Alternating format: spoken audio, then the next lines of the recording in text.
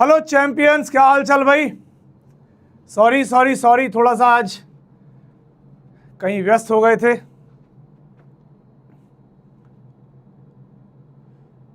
अरे बहुत important meeting थी भाई तुम लोग के लिए। देखो द्रोणा 2.0 लेके आ रहे हैं तो भाई काम तो करना पड़ेगा ना यार। तो कुछ ऐसा चल रहा था इसीलिए, है ना। बहुत बढ़िया। चलिए मेरी आवाज क्लियरली आ रही है, मैं क्लियरली दिखाई दे रहा हूं। एक बार जल्दी से दिल बना दो भाई।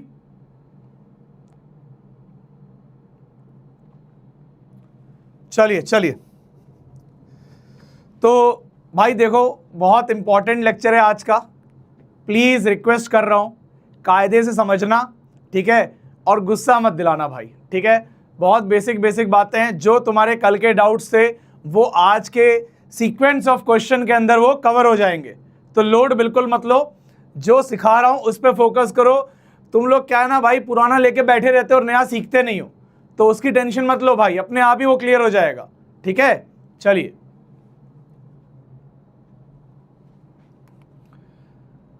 आज क्या करेंगे, आज हम करेंगे प्रैक्टिस, ठीक है। एडिशन एंड सब्ट्रैक्शन की प्रैक्टिस करेंगे।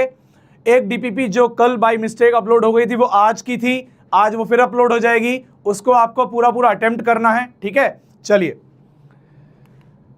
तो पहला सवाल देखो, draw a vector making an angle 30 degree east of north, ठीक है। तो कुछ नई बात आपके सामने आएगी अभी, ईस्ट ऑफ नॉर्थ। ये चीज अगर आपको समझनी है तो आपको क्या ध्यान रखना है, आपको ध्यान रखना है कि पहले जो पीछे लिखा हुआ है ना, इसका डायरेक्शन देखो, इसका डायरेक्शन सोचो। तो अगर मैं ईस्ट ऑफ नॉर्थ की बात करूं तो पहले मैं नॉर्थ सोचूंगा, ठीक है। तो चलो मैंने सोच लिया कि भाई ये नॉर्थ है अपना, ठीक है, ये नॉर्थ है। अब ये नॉर्थ है और हमें नॉर्थ से ईस्ट की तरफ जाना है, ईस्ट ऑफ नॉर्थ, यानी कि जो मेरा वेक्टर बनेगा वो नॉर्थ से ईस्ट की तरफ बनेगा। क्योंकि देखो 30 डिग्री अगर मैं बात करूं, 30 डिग्री तो वो नॉर्थ से दोनों तरफ हो सकती है, इधर भी हो सकती है और इधर भी हो सकती है। ये भी 30 डिग्री हो सकता था और ये भी 30 डिग्री हो सकता था, ठीक है। तो लेकिन अब इसमें कौन सा है, नॉर्थ, ईस्ट ऑफ नॉर्थ। तो भाई साहब ये डायरेक्शन है ईस्ट ऑफ नॉर्थ, ये डायरेक्शन है वेस्ट ऑफ नॉर्थ, ठीक है। बहुत सिंपल सी बात है, समझ में आ जानी चाहिए। तो एक बार जल्दी से, ये वाला तो मैंने बना ही दिया है, ये वाला आप लोग एक बार ट्राई करो। क्या लिखा हुआ है, वेस्ट ऑफ साउथ, ठीक है। जल्दी से इसको ट्राई करो एक बार अपने नोट्स में।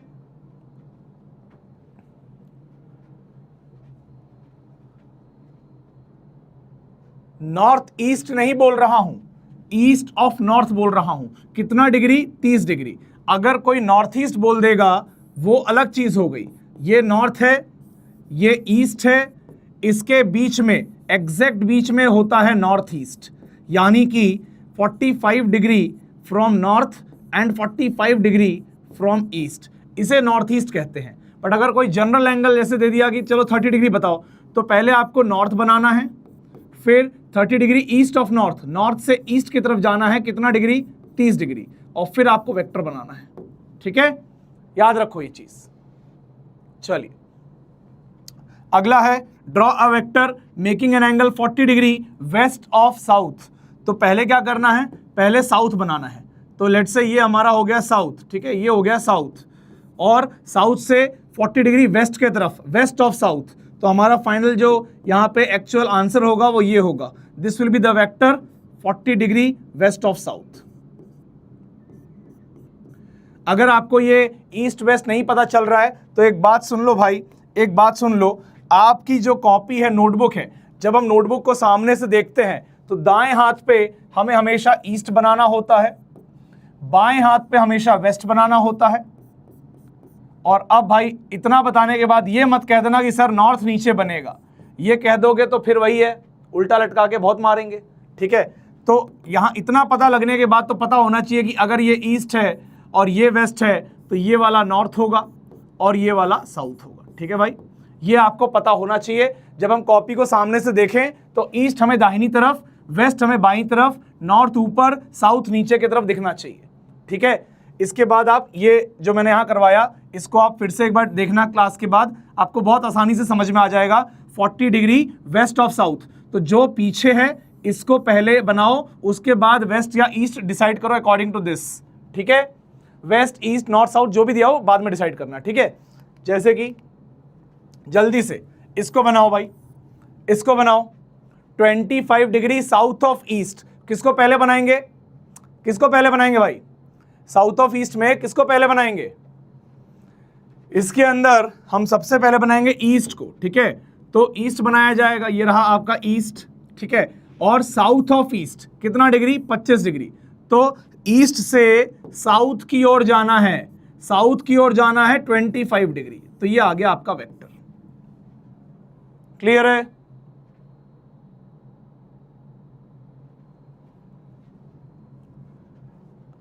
और एक काम करता हूं, रुको, आज मैं थोड़ा सा मूड अच्छा है मेरा आज, तो एक काम करता हूं भाई, सुनो, जो लोग ज्यादा रिपीट करें ना, इनको क्या है, जैसे मैं कोई चीज बता रहा हूं, ज्यादा रिपीट करेंगे तो इनको काट दो, इनकी चैट की लाइन काट दो भाई, ठीक है। चलो, ये रिपीट वाले जो है ना भाई, जो जिनकी कैसेट रिपीट पे चल रही है, इनको आज उड़ा दिया जाएगा। तो थोड़ा सोच समझ के रिपीट लिखना। जो कोई अगर 5 या 6 बार से ज्यादा रिपीट लिख दे उसको उड़ा दो।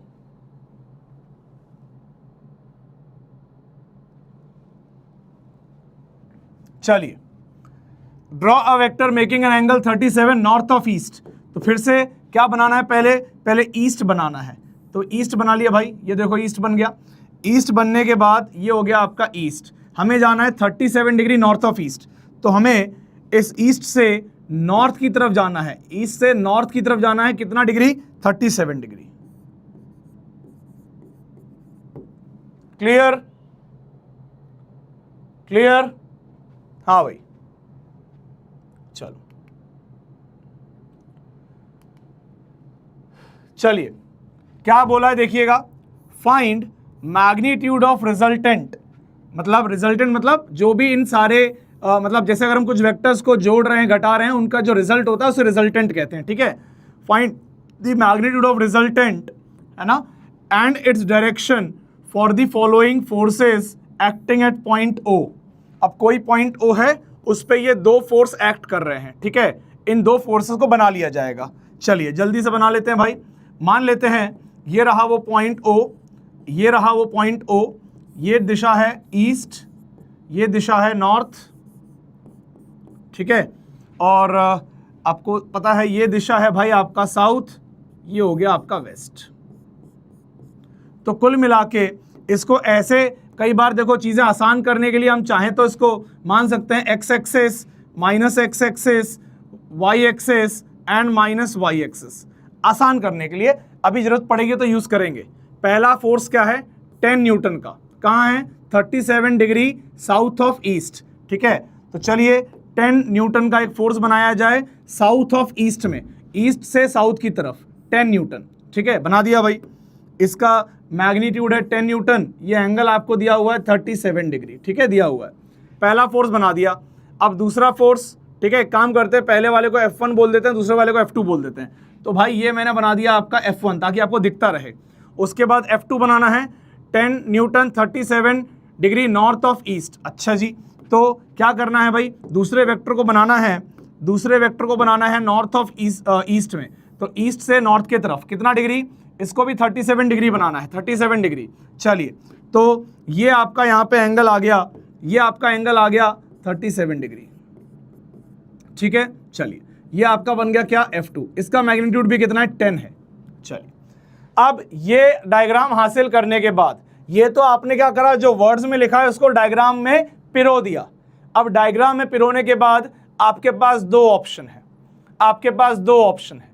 ऑप्शन नंबर एक कि आपको पैराबोला दिख जाए, सॉरी पैराबोला बोल रहा हूं, अरे भाई क्या बोल रहा हूं, पैरेललोग्राम दिख जाए, आपको पैरेललोग्राम दिख जाए और आप using the law of parallelogram, ठीक है, parallelogram law of vector addition अगर आप यूज करोगे, वो अगर आप यहां देख पा रहे हो तो वो यूज कर लो। उसमें एक समस्या आती है, समस्या क्या है वो बताऊंगा मैं अभी आपको अभी, लेकिन ये सामने देखो, यहां पे लग रहा है लग रहा है कि यार ये तो भैया एकदम सिमेट्रिक वाला काम हो गया कि एक फोर्स इधर एक फोर्स उधर, जितना इसका मैग्नीट्यूड उतना इसका मैग्नीट्यूड, जितना इसका एंगल उतना इसका एंगल। तो भैया गट फीलिंग ऐसा कह रही है, मैं नहीं कह रहा हूं, मेरी गट फीलिंग ऐसा कह रही है कि रिजल्टेंट ईस्ट के डायरेक्शन में होना चाहिए, रिजल्टेंट ईस्ट के डायरेक्शन में होना चाहिए, सब कुछ एकदम सिमेट्रिक है तो नेट फोर्स ईस्ट की तरफ होना चाहिए। अब ये हमें कैसे पता चलेगा या हम श्योर कैसे हैं? ठीक है, तो चलो अभी हम श्योर नहीं है, है ना, तो अभी हम एक काम करते हैं, काम क्या करना है, हम एक फोर्स बनाते हैं 10 न्यूटन का, ठीक है, और हम दूसरा फोर्स बनाते हैं फिर से 10 न्यूटन का, हम दूसरा फोर्स बनाते हैं कितने का, 10 न्यूटन का, और parallelogram law of vector addition लगाना चाह रहा हूं तो एंगल बिटवीन द वेक्टर्स भी चाहिए। तो 37 + 37 is how much, is 74 degree, ठीक है, 74 डिग्री। अब आपको लगेगा चलो भाई अब वेक्टर मतलब parallelogram law of vector addition लगा लिया जाए और ये रिजल्टेंट आर पता लगा लिया जाए।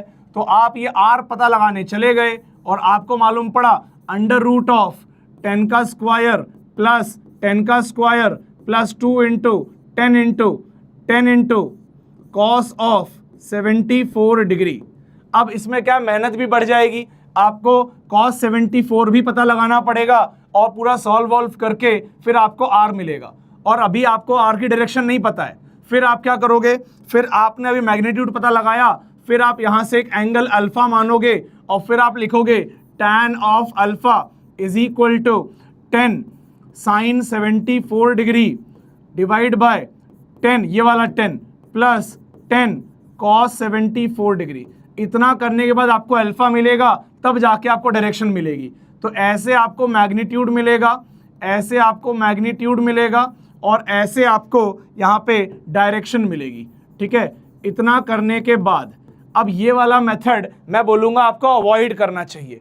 क्यों अवॉइड करना चाहिए सर? बेटा ये मेथड तू तब करना जब तुझे विजुअलाइजेशन बहुत अच्छी हो जाए तेरी, तब तू ये मेथड करना, क्योंकि इसमें प्रॉब्लम आएगी। अभी तो ये एकदम सिमेट्रिक है, तो सिमेट्री से भी कोई बच्चा कह सकता है कि सर डायरेक्शन तो मुझे मालूम है ये वाली रहेगी, तो डायरेक्शन के लिए मैं सॉल्व नहीं करूंगा, मैं सीधे मैग्नीट्यूड सॉल्व करूंगा और आंसर आ जाएगा।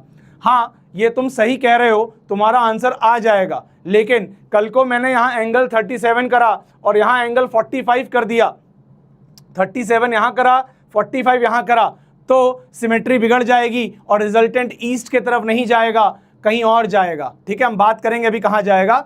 तो ऐसे में ये दोनों ही चीजें करनी पड़ेंगी। तो इसको मैं बोल दे रहा हूं आपका method number 1 which we don't want to use. This is your method number 1 which we don't want to use. ठीक है, don't use method number 1 in this kind of problem all the time. ठीक है, clear है?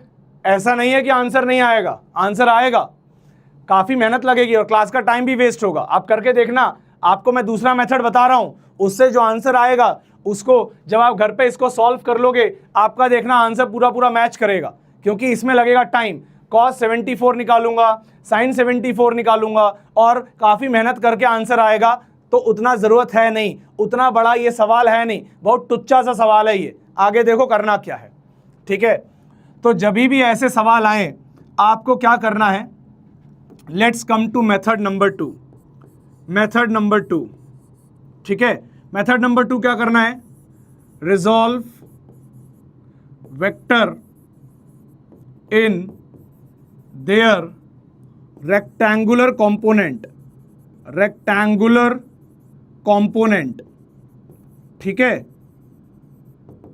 Resolve vector in their rectangular component मतलब vector को इनके rectangular component में तोड़ लो। ठीक है, अब ईस्ट वाले डायरेक्शन को एक्स एक्सिस मान लो, तो इधर आपका यूनिट वेक्टर हो जाएगा आई कैप, इधर आपका यूनिट वेक्टर क्या हो जाएगा, इधर आपका यूनिट वेक्टर हो जाएगा जे कैप। ठीक है, और अपोजिट में माइनस आई कैप, नीचे वाले में माइनस जे कैप। ठीक है, चलिए अब मैं क्या करता हूं, मैं F1 को लिखता हूं, ध्यान से देखो, मैं यहां पे लिखूंगा F1 वेक्टर। F1 वेक्टर को लिखूंगा तो F1 का एक कॉम्पोनेंट आएगा, ध्यान से देखो भाई, F1 का एक कॉम्पोनेंट आएगा, ऐसे ड्रॉप करूंगा परपेंडिकुलर। ठीक है, ऐसे ड्रॉप करूंगा परपेंडिकुलर और ऐसे भी ड्रॉप करूंगा परपेंडिकुलर। ठीक है, तो F1 के दो कंपोनेंट आएंगे, दोनों कंपोनेंट को मैं यहां बना दे रहा हूं।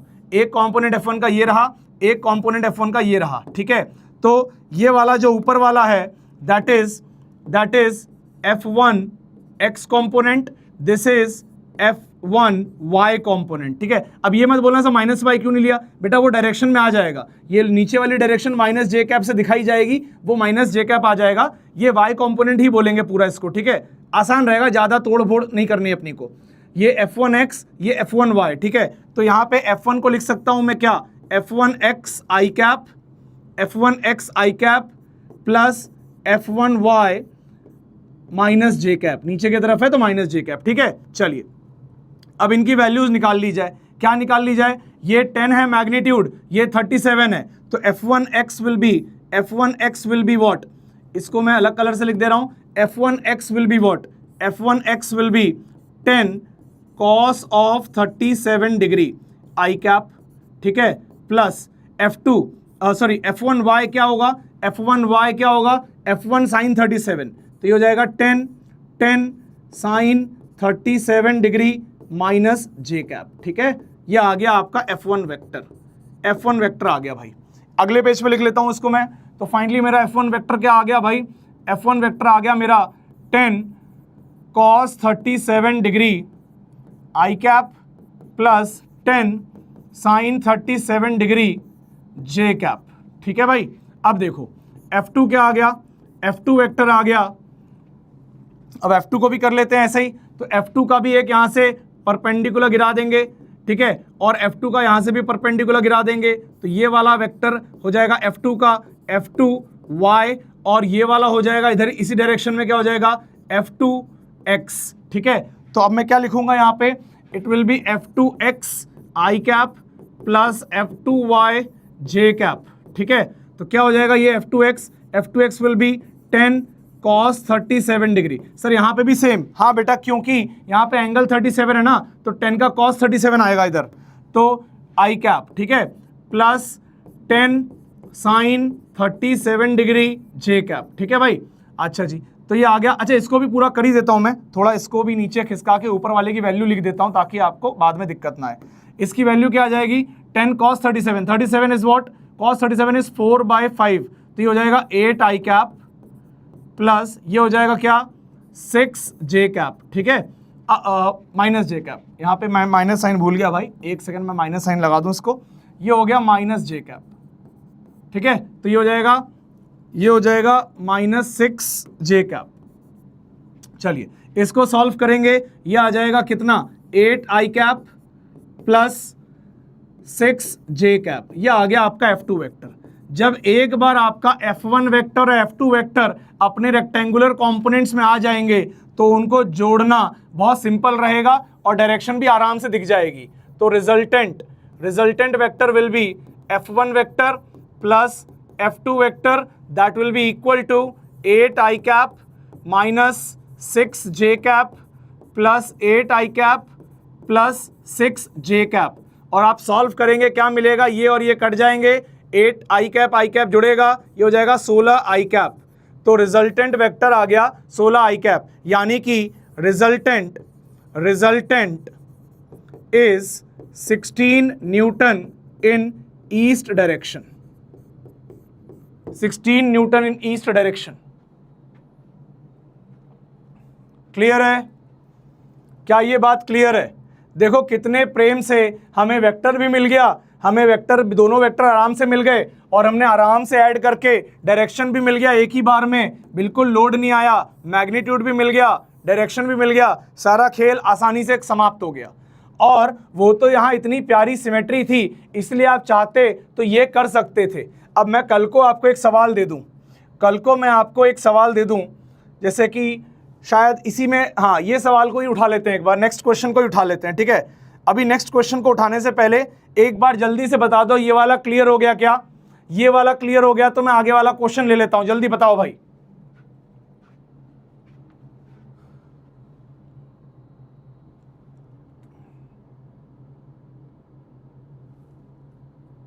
अरे ईस्ट क्यों? आई कैप का मतलब ही ईस्ट था, ऐसा हमने अज्यूम किया था, हमने ईस्ट वाली डायरेक्शन को आई कैप लिया था भाई। ठीक है, चलिए अब अगला क्वेश्चन देखिए, find magnitude of resultant and its direction for the following forces acting at point O. अब ये सारे फोर्स हैं और अब 3 फोर्स हैं भाई, 2 भी नहीं है 3 है। अब ये फोर्स लग रहे हैं और हमको इनका रिजल्टेंट निकालना है। तो चलिए फटाफट से पहले डायरेक्शन बना लेता हूँ भाई, ठीक है, फटाफट से पहले डायरेक्शन बना लेता हूँ। तो ये और ये देखो भाई, ठीक है, ये बना लिया अपन ने। तो भाई साहब ये वाला जो हो गया, ये हो गया आपका ईस्ट, ये हो गया आपका नॉर्थ, ये हो गया आपका वेस्ट और ये हो गया आपका साउथ, ठीक है। अब पहला फोर्स F1 F2 F3 बोल दे रहा हूँ, ठीक है, F1 F2 F3। पहला force 10 Newton 37 degree south of east, ठीक है। अरे यार ये सवाल थोड़ा सा सिंपल हो गया यार, ये दोनों एंगल सेम हो गए। अब एक काम करता हूँ, इसको मैं थोड़ा सा अपने एंड पे सवाल को चेंज कर देता हूँ, आप भी अपने एंड पे सवाल को थोड़ा चेंज कर लो। इस वाले को काट के 45 डिग्री कर दो, इस वाले को काट के 45 डिग्री कर दो, तब आएगा आनंद, तब आएगा मजा, अभी आएगा मजा, देखो, ठीक है। इसको काट के कर दिया 45 डिग्री। अब फटाफट ड्रॉ कर लेते हैं। पहले के 2 फोर्स तो पहले जैसे ही थे, तो उसको फटाफट बना लेता हूं मैं। तो पहला फोर्स जो है F1, so I am just drawing quickly, आप फॉलो करो भाई मेरे को। ये देखो पहला फोर्स ये रहा F1, ये कितने एंगल पे 37, अभी बनाऊंगा। ये दूसरा फोर्स है F2, कितने एंगल पे 45 डिग्री, अभी बनाऊंगा, ठीक है। और तीसरा वेस्ट की तरफ 16 न्यूटन, वेस्ट की तरफ 16 न्यूटन, ये रहा तीसरा फोर्स, ठीक है भाई। चलिए वेस्ट की तरफ 16 न्यूटन। अब लिख देता हूं, ये आपका 10 न्यूटन का फोर्स है, ठीक है, ये आपका बेसिकली F2 है, ये बेसिकली आपका F1 है और ये भी 10 न्यूटन का है। ये एंगल 37 डिग्री है, ठीक है ना। South of east, north of east वाला 45 डिग्री कर दिया मैंने, ये आपका 45 डिग्री है और ये आपका वेस्ट की तरफ है 16 न्यूटन, ये न्यूटन में है सारे, ठीक है। चलिए ये आपका डायग्राम है, ये आपका डायग्राम है। अब अगर तुमने हिम्मत दिखाई और कहा कि चलो सर आप 3 फोर्स दे रहे हो, आप 4 दे दो, मैं तो ठान के बैठा हूं मैं पैरेललोग्राम लॉ ही लगाऊंगा, तो लगा बेटा तू पैरेललोग्राम लॉ। इन दोनों को जोड़ेगा कितना आएगा बता, इन दोनों को जोड़ेगा तो आ जाएगा 82 डिग्री। अब cos 82 कहां से लेके आएगा भाई, फिर ब्रेक करेगा 45 में 37 में, बहुत सारी मेहनत करेगा। उसके साथ एक प्रॉब्लम और है, वो प्रॉब्लम एक काम कर, तू नोट डाल ले, एक काम कर, एक नोट डाल ले। वो प्रॉब्लम देखो मैं अभी बताता हूं, एक नोट डाल, ये काम की बात है। नोट डाल, एक बहुत शानदार सा एक नोट डाल, फिर सवाल पे वापस लेके चलता हूं। देख, कभी भी अगर मान ले, कभी भी अगर 2 वेक्टर हैं, लेट्स से ये A वेक्टर है, ठीक है, और ये B वेक्टर है। ध्यान से देखना, बातों को समझने की कोशिश करना, ये ध्यान से देखना और बातों को समझने की कोशिश करना। ये A वेक्टर है और वो B वेक्टर है। पूरा पैरेललोग्राम रेडी कर दे रहा हूं भाई तेरे लिए, पूरा पैरेललोग्राम रेडी कर दे रहा हूं। नोट्स में बहुत शानदार बात बताने वाला हूं, ध्यान से सुनना, ठीक है। ये मान ले तेरा है A वेक्टर, ठीक है, ये मान ले तेरा है B वेक्टर। नोट में लिख इस बात को और बहुत अच्छे से याद रखियो इस बात को, ठीक है। ये भाई तेरा रिजल्टेंट आ गया, ये रिजल्टेंट आ गया। और लेट्स से इस वाले एंगल को हमने अल्फा बोल दिया, इस वाले एंगल को हमने बीटा बोल दिया, ठीक है। अब सोच के देख, इसको ना फोर्स की तरह इमेजिन करके देख। अगर किसी पॉइंट पे ए और बी नामक 2 फोर्स लग रहे हैं और दोनों फोर्स अलग अलग डायरेक्शन में लग रहे हैं, बट अगर दोनों इक्वल लग रहे हैं तो रिजल्टेंट उनके बीचों बीच जाएगा, ठीक है। यानी कि if magnitude of A is equal to magnitude of B, then alpha is equal to beta, है ना। यानी कि that is resultant vector is angle bisector of angle between A and B. बात समझ में आ गई क्या, ये बात समझ में आ रही है। अगर दोनों के मैग्नीट्यूड इक्वल होंगे तो रिजल्टेंट वेक्टर जो बनेगा ना भाई, ये एकदम बीचों बीच से जाएगा, अल्फा बीटा बराबर हो जाएंगे। अगर ए और बी बराबर होंगे तो अल्फा बीटा बराबर हो जाएंगे। सर क्यों हो जाएंगे बराबर, थोड़ा और फील दीजिए ना। देख ले, tan अल्फा क्या लिखेगा तू, tan अल्फा लिखेगा बी साइन थीटा, थीटा मान ले इनके बीच का एंगल है, ठीक है। तो क्या लिखेगा, B sine theta divide by A plus B cos theta, ठीक है। अब टैन बीटा क्या लिखेगा, टैन बीटा क्या लिखेगा, a sine theta divide by b plus a cos theta. अब मान ले ए और बी इक्वल हो गए, मान ले ए का magnitude is equal to B का मैग्नीट्यूड, तो क्या है यहाँ पे ए लिखो या बी लिखो बात सेम ही है, तो ये हो जाएगा a sine theta divide by A plus a cos theta, और ये हो जाएगा a sine theta divide by A plus a cos theta, यानी कि ये दोनों चीज बराबर हो गई, यानी कि this implies alpha is equal to beta.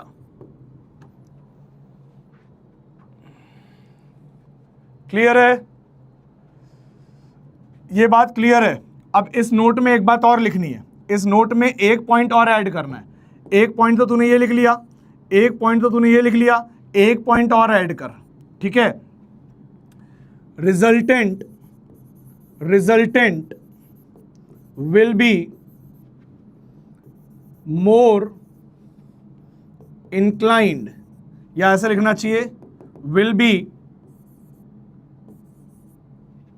Closure to the vector with greater magnitude, यानी कि अब इसको, ये तो एकदम फील करने वाली बात है, फील करवा देता हूं तेरे को। देख, अगर मान ले एक वेक्टर ये है, ये मान ले बहुत बड़ा मैग्नीट्यूड का वेक्टर है, ठीक है, और एक वेक्टर है, मतलब बड़ा इसलिए बनाना ताकि फील ज्यादा है, ठीक है, और दूसरा वेक्टर है मान ले वो छोटू है, ऐसा, ठीक है, छोटू है ऐसा। अब देख तुझे खुद ही फील आ जाएगी अगर तू पैरेललोग्राम लॉ को यहाँ पे सेट करेगा। ये देख पैरेललोग्राम लॉ ऐसा कुछ सेट होगा तेरा, देख, ठीक है, ऐसे पैरेललोग्राम लॉ सेट हो जाएगा तेरा, देख ले एक बार, ठीक है। अब देख रिजल्टेंट वेक्टर जो आएगा भाई, वो तेरा यहाँ से, रिजल्टेंट वेक्टर जो आएगा वो यहाँ से ऐसा बनेगा। तो तेरे को क्लियरली दिखना चाहिए कि अब रिजल्टेंट किसके करीब है, तो रिजल्टेंट इज क्लोजर टू, ये आपका अल्फा हो जाएगा, ये आपका बीटा हो जाएगा, ठीक है ना। तो अगर ए का मैग्नीट्यूड बड़ा है तो अल्फा छोटा हो जाएगा, ठीक है, ये आपका बी वेक्टर है। तो आपको ये समझना है कि if magnitude of A is greater than magnitude of B, then alpha will be smaller than beta. भाई जिसका वेक्टर का मैग्नीट्यूड बड़ा है, रिजल्टेंट उसकी ओर झुक जाएगा, ये रिजल्टेंट है। अगर ऑब्वियस सी बात है, अगर तू बड़ा फोर्स लगाएगा और छोटा फोर्स लगाएगा तो रिजल्टेंट तो बड़े की तरफ जाएगा ना। बड़ा फोर्स लगाएगा और छोटा फोर्स लगाएगा तो रिजल्टेंट बड़े की ओर जाएगा ना, वही बात हो रही है, ठीक है। चलो लिखने देता हूं, पानी पी लो भाई, पहले ये लिख लो, जल्दी से ये लिख लो, फिर मैं पानी पी लेता हूं, तब तक तुम लिख लो फटाक से।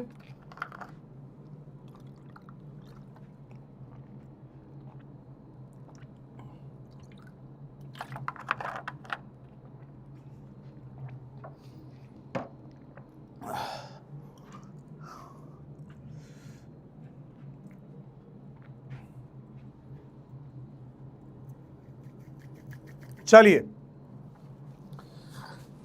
जब तक तुम लिख रहे हो फटाफट से, भाई देखो कुछ बातें आपकी मेरे तक आती रहती हैं आजकल यार, इतने मैसेज आने लग गए हैं कि मैं रिप्लाई बिल्कुल भी नहीं दे पा रहा हूँ, है ना। तो उसको माइंड मत किया करो, तुम लोग के जो मेन चीज़ें हैं जहाँ पे जेन्युइन होता है वहाँ पे मैं रिप्लाई कर भी देता हूँ, ठीक है। अब यार समझ रहे हो, वो वाली बात मत करो कि मतलब मैं तुम्हें गोद में बैठा के सेरेलैक्स खिलाऊं, तो वो वाली हरकत मत किया करो, ठीक है ना, कि मतलब भैया आज ना हमारे दाएं हाथ में दर्द हो रहा, क्या करें। अरे यार ये भी हम ही बताएं अब क्या करें, मतलब ठीक है। तो खुद कुछ सोचा करो, खुद लगे रहो भाई, मेहनत करते रहो, जहाँ पे जेन्युइनली हमारी रिक्वायरमेंट है वहाँ पे भाई हमसे आप हेल्प मांगो, वहाँ हम कर पाएंगे, ठीक है। अब ये सब चीज़ों के लिए मत किया करो, ठीक है। और दूसरी बात ये कि बहुत अच्छा कई बच्चे कर रहे हैं, बहुत जेन्युइन डाउट्स भी कुछ बच्चे पूछ रहे हैं, आप लोग बिल्कुल मेहनत ऐसे ही करते रहिए। देखो रैंक वो लेके आएगा जो आज की जो स्ट्रगल है ना उसमें हार नहीं मान रहा है, वो खुद सोल्यूशन निकाल रहा है, वही एंड में आईआईटी जाएगा। जो भाई ढूंढ रहा है कोई मेरा आके हाथ पकड़ ले, वो कहीं नहीं जाएगा भाई। तो मेरे पास कई बच्चों के मैसेज आते हैं, भैया समझ में नहीं आया था, हमने 3 बार पढ़ लिया अब आ गया। अरे तो किसने कहा था उनको 3 बार पढ़ने के लिए, खुद किया ना उन्होंने। तो जो खुद मेहनत कर रहे हैं उनका सिलेक्शन हो जाएगा भाई। चलो ये लिख लिया होगा आप लोगों ने, अब ये भी नोट कर लो फटाक से। अरे ये कौन है, ईशान कुमार क्या नाम है इसका, इसको ब्लॉक कर दो।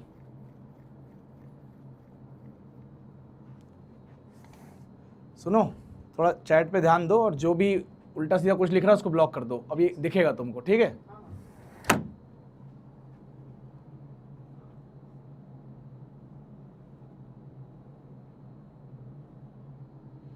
चलिए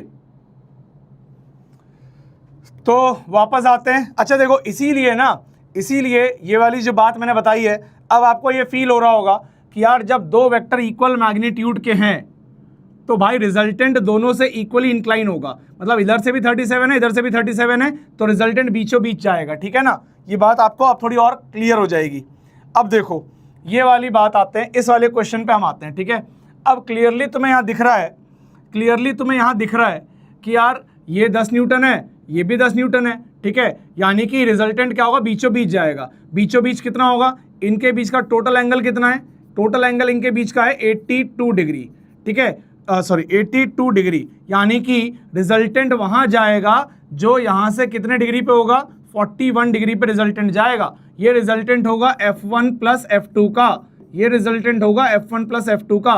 अब कितना गंदा एंगल बनेगा, ये एंगल आपका बनेगा 4 डिग्री का, ठीक है। सर ये 4 डिग्री कैसे बन गई, अबे यार एकदम कबूतर हो क्या, ये 41, ये 37, 41 में 37 हटाओ, बचा कितना 4, ये 4 डिग्री। अब भाई तुम्हें इस 4 डिग्री वाले से मतलब सोच के देखो, तुम्हारा एक वेक्टर यहाँ पे 16 डिग्री का तुम्हारा 16 न्यूटन का वेट कर रहा है, और तुम्हारा F1 प्लस F2 यहाँ पे तुमने कहा नहीं मैं तो पैरेललोग्राम लॉ ही लगाऊंगा, तो F1 प्लस F2 तुम्हारा जो भी आया होगा पैरेललोग्राम लगा के, वो भी आसानी से नहीं आएगा, बहुत मेहनत लगेगी। एंगल 82 निकालना पड़ेगा, cos 82 निकालना पड़ेगा। तुमने निकाल लिया, तुम यार लड़ने वाले फौलादी इंसान, तुम लोग डरते थोड़ी हो, तुमने निकाल लिया F1 प्लस F2, बट मालूम पड़ा ये एंगल 4 डिग्री आ गया, तो भाई साहब ये वाला एंगल आ गया टोटल कितना, 176 डिग्री। अब तुम कह रहे हो मैं तो फिर से पैरेललोग्राम लॉ लगाऊंगा, मुझे दो वेक्टर पता है, उसके बीच का एंगल पता है, मैं पैरेललोग्राम लगाए बिना मानूंगा ही नहीं। कैसे होगा काम है, कैसे होगा? ये तुम सवाल को, ये टुच्चे से सवाल को तुमने बना दिया बहुत बड़ा भौकाल, ए के बी, औकात के बाहर, ठीक है। तो ये सब नहीं करना है, इसीलिए मैं बार बार कह रहा हूं, जब भी इस टाइप के सवाल आ जाएं तो अच्छा सबसे बेहतरीन तरीका क्या होता है, सबसे बेहतरीन तरीका होता है उसको रिजॉल्व कर दो, उसको रिजॉल्व कर दो, ठीक है। कैसे रिजॉल्व करेंगे गुरुजी, कैसे रिजॉल्व करेंगे दिखा रहा हूं। जब आपको ऐसे फोर्स दिए जाएं तो आप क्या करो, रिजॉल्व कर दो। मैं फिर से लिख दे रहा हूं, ये आपका था F1 वेक्टर 10 न्यूटन का, एंगल 37 डिग्री था, ठीक है। ये भी था 10 न्यूटन का, ये F2 था, और ये F1 वेक्टर था, और ये एंगल था आपका 45 डिग्री, ठीक है। सवाल को टफ करने के लिए अगर मैं इसको 37 बना के रखता तो रिजल्टेंट ईस्ट की तरफ आता, फिर आप वेस्ट वाले और ईस्ट वाले को आपस में मैनेज कर लेते, सबट्रैक्शन कर, मतलब उनको आप आराम से ऐड कर सकते थे क्योंकि एक लाइन पे थे। हाँ बहुत बढ़िया, ऐसे ही लगे रहो भाई। आज कम से कम 15 यूजर्स ब्लॉक कर दिए गए। हाँ नाम ले लूंगा तो विवाद हो जाएगा, और मैं तो क्या सोच रहा हूं, नाम ले लेकर ना ये क्लिप्स इनके पेरेंट्स को व्हाट्सएप ही करवा दूं। ये काम कर दें क्या, ये वाला काम भी ठीक है। सुनो भाई, जो ये अच्छे बच्चे हैं ना, जो बहुत प्यारे बच्चे हैं, इनका क्या करो, स्क्रीनशॉट ले लो। जो ये बहुत बढ़िया बढ़िया सुंदर शब्द यूज करते हैं, इनका एकदम ना वो लिख लो, स्क्रीनशॉट ले लो, और इनके पेरेंट्स को व्हाट्सएप पे मैसेज डाल दो कि ये किस टाइप की लैंग्वेज यूज कर रहे हैं, वो लिख दो, ठीक है। ये ईशान कुमार कह रहा है, कौन कह रहा है मुझे भी ब्लॉक करो, आदित्य सिंह, इसको भी ब्लॉक करो, आदित्य सिंह को तुरंत ब्लॉक करो पहले तो, और इसका क्या करो, वो कर लो, विशाल को ब्लॉक कर दो, और इसका एक काम करो, स्क्रीनशॉट ले लिया करो, जो ये सुंदर शब्द यूज करते हैं ये इनके पेरेंट्स को भेज दो, ठीक है। हाँ अभी शाम को बैठ के इनको सबको व्हाट्सएप कराओ।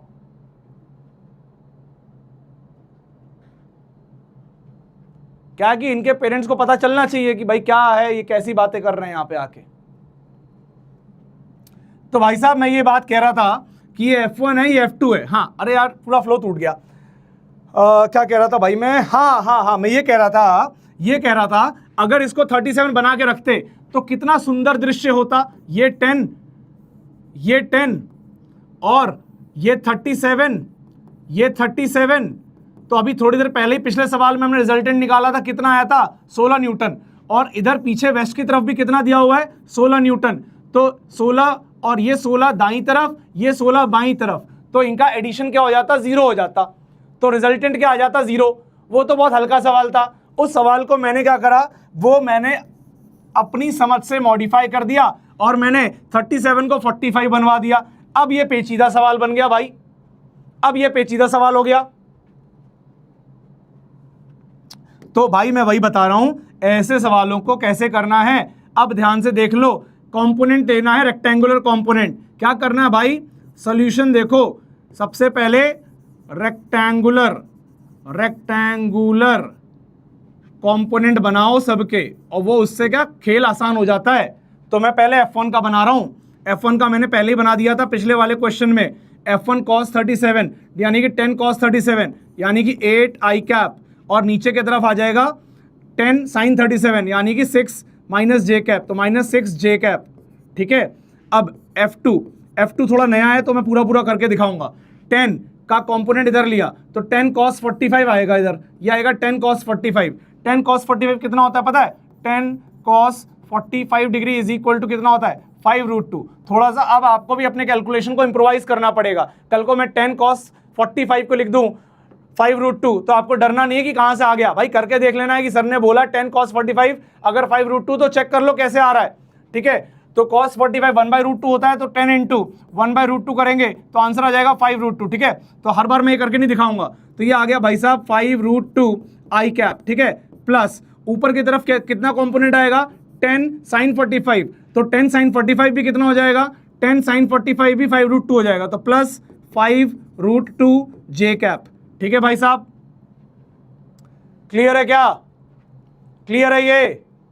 तो भाई मेरा F1 भी आ गया, मेरा F2 भी आ गया, और ये देखो ये F3 तो कितना सिंपल है, F3 is equal to -16 i cap.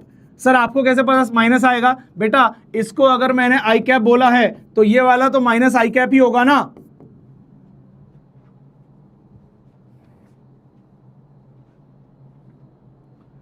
अब लो ऐड करना है, ऐड कर दो यार, जो करना है वो कर दो इसके साथ। सर ऐड कर दीजिए प्लीज ऐड कर दीजिए। ले भाई ले, F1 plus F2 plus F3 is equal to 8 और ये -16 कितना हो जाएगा -8, और ये प्लस 5√2 i कैप -6, तो ये हो जाएगा -6 या -6 माइनस 5√2 j कैप। ये आ गया भाई, ये आ गया आपका रिजल्ट, ये आ गया आपका रिजल्ट। सर ये तो बहुत खतरनाक आया है। हाँ तो मैंने रैंडम क्वेश्चन बनाया तो खतरनाक आएगा ही सही। मैं फिर से यहां लिख दे रहा हूं F1 plus F2 plus F3 कितना आ गया -8 प्लस 5√2 i कैप। ठीक है, प्लस अब देखो कहोगे सर यहां माइनस लिखा था, मेरे को लग रहा है कुछ बच्चे माइनस समझ नहीं पाएंगे, कॉमन कैसे आ गया, तुम लोगों की बुद्धि बहुत छोटी है। तो मैं वापस से ऐड कर रहा हूं इस वाले को और इस वाले को, तो प्लस 5√2 और -6, तो क्या लिखूंगा प्लस 5√2 -6 j कैप। ठीक है, फिर मैं क्या करूंगा इसमें से माइनस कॉमन ले लूंगा, तो -8 plus 5√2 i cap, minus common ले लूंगा तो -6 माइनस 5√2 j कैप। ये दो चाहे ऐसे लिखो चाहे ऐसे लिखो बात एक ही है, चाहे जैसे भी लिखो बात एक ही है। अब सर अब हमें क्या करना है, सर उसने तो रिजल्टेंट का मैग्नीट्यूड पूछा था, तो निकालो ना मैग्नीट्यूड। मैग्नीट्यूड निकालने में डर क्यों रहे हो भाई, निकालो। अब तुम्हें आई और जे कैप के फॉर्मेट में पता है, तो रिजल्टेंट क्या आएगा, रिजल्टेंट का मैग्नीट्यूड आएगा अंडर रूट इसका स्क्वायर -8 प्लस 5√2 का होल स्क्वायर प्लस ये इसका स्क्वायर, मतलब 6 या इसको ले लेते हैं 5√2, कोई फर्क नहीं पड़ेगा, होल स्क्वायर। इसको सॉल्व करोगे तो रिजल्टेंट आएगा, इसको सॉल्व करोगे तो रिजल्टेंट आएगा। और गुरुजी डायरेक्शन कैसे मिलेगी, डायरेक्शन बेटा बताया था कभी भी, अगर कोई वेक्टर ए है यानी कि a i cap plus b j cap, तो क्या बताया था कि देख ये वेक्टर कैसा दिखता है, ये वेक्टर ऐसा दिखता है, a i cap plus b j cap. तो बताया था डायरेक्शन क्या निकालेंगे, एंगल से निकालेंगे थीटा, और tan थीटा क्या आ जाएगा, ये आ जाएगा b डिवाइड बाय a, ठीक है, बताया हुआ था। तो अगर तेरे को डायरेक्शन चाहिए, इसकी तेरे को डायरेक्शन चाहिए तो tan थीटा, थीटा डायरेक्शन बताएगा, उसमें क्या करेंगे, y component divide by x component कर देंगे। तो this will B 5√2 - 6 divide by -8 plus 5√2, ये आ गया डायरेक्शन। और ये एंगल किससे आएगा, this angle will be with x axis.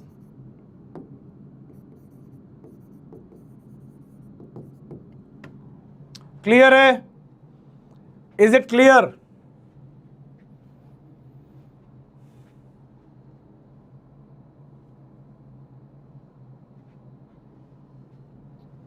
ठीक है, ये नोट पॉइंट था यहाँ पे, ये साइड में ये नोट पॉइंट था ये पूरा, कि अगर कभी तुम्हें वेक्टर पता हो और एंगल डायरेक्शन निकालना हो तो tan theta is equal to y component upon x component. ये मैंने पहले भी बताया हुआ है।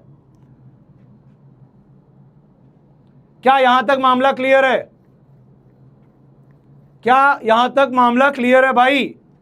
तो इसीलिए कभी भी ऐसे बहुत सारे फोर्स आ जाएं तो भाई पैरेललोग्राम ट्रायंगल लॉ मत लगाना, उनके रेक्टेंगुलर कंपोनेंट करना और फिर प्रेम भाव से ऐड कर देना। ऐड करते ही सारा मामला एकदम क्लियर हो जाएगा, एकदम क्लियर हो जाएगा। अभी मैंने मन से क्वेश्चन बनाया है, इसीलिए ये वैल्यू थोड़ी अतरंगी आ गई है। डरना नहीं है भाई, वैल्यू ही तो है। अगर यहां 5√2 की जगह 5 आ जाता तो सिंपल हो जाता, क्या दिक्कत है? चलिए देख भाई, सवाल देख, जल्दी से आंसर मिलना चाहिए मुझको। इसका आंसर दे भाई जल्दी से। और आज क्लास भाई 15 मिनट लेट छोड़ूंगा, बता दे रहा हूं, 15 मिनट लेट छोड़ूंगा क्लास आज।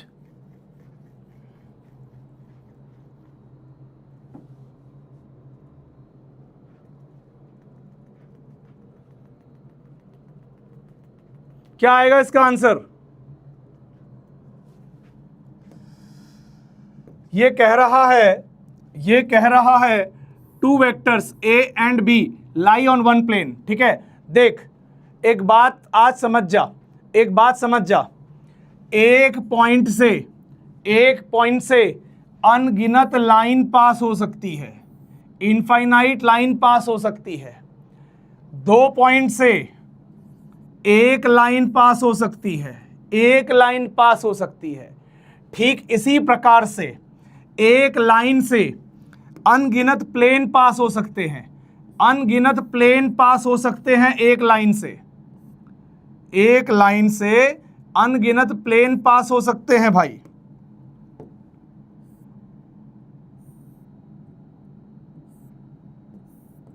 एक लाइन से, देखो एक लाइन से अनगिनत प्लेन देखने, कॉपी का जहां पे वो होता है, जहां पे स्टेपलर लगाते हैं, जहां पे वो बुक बाइंड होती है, उसको एक लाइन मान और देख उस लाइन से पास होने वाले हजारों पेज। तो एक लाइन से हजारों प्लेन पास हो सकते हैं, याद रखना। और एक बात और याद रखना, अगर कभी तेरे को कोई बोले कि 2 लाइन दी हुई है, कोई 2 लाइन दी हुई है, तो 2 लाइन से there will always exist 1 plane, हमेशा एक प्लेन एग्जिस्ट करेगा जो उन 2 लाइन से पास हो रहा होगा। गिवन कंडीशन क्या है?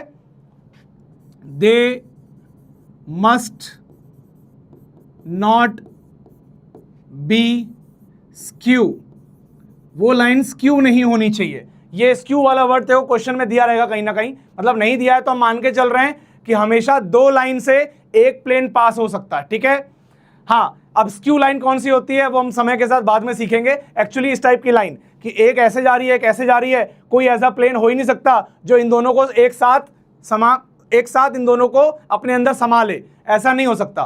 बट क्या याद रखना है? एक पॉइंट इनफाइनाइट लाइन, 2 पॉइंट एक लाइन। ठीक है, ध्यान रखना इन बातों को। एक लाइन इनफाइनाइट प्लेन, ठीक है, 2 लाइन 1 प्लेन, हमेशा एक प्लेन पास करेगा। ठीक है, चलो स्क्यू मीन ऐसे होता है, ऐसे एक ऐसे जा रही है, एक ऐसे जा रही है, कोई ऐसा प्लेन आ ही नहीं सकता जो दोनों को एक साथ समा ले। ठीक है।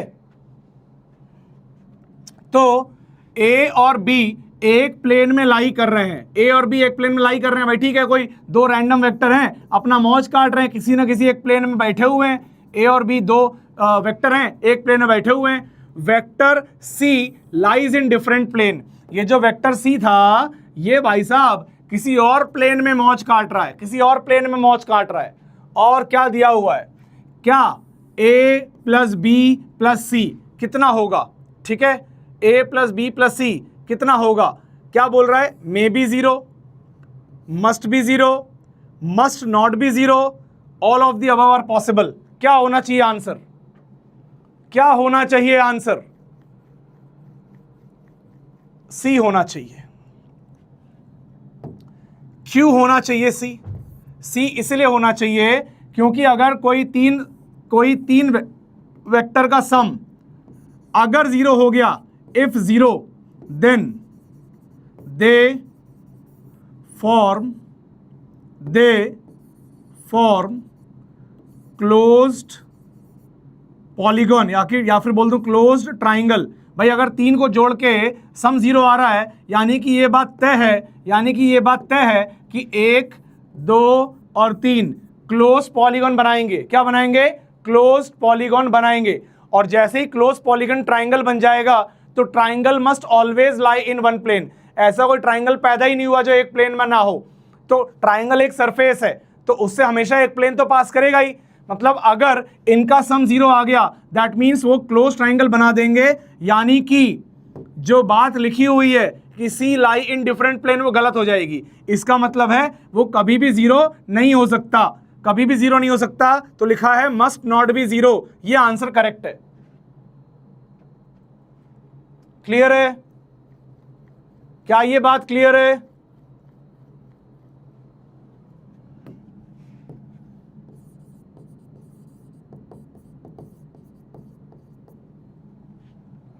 चलिए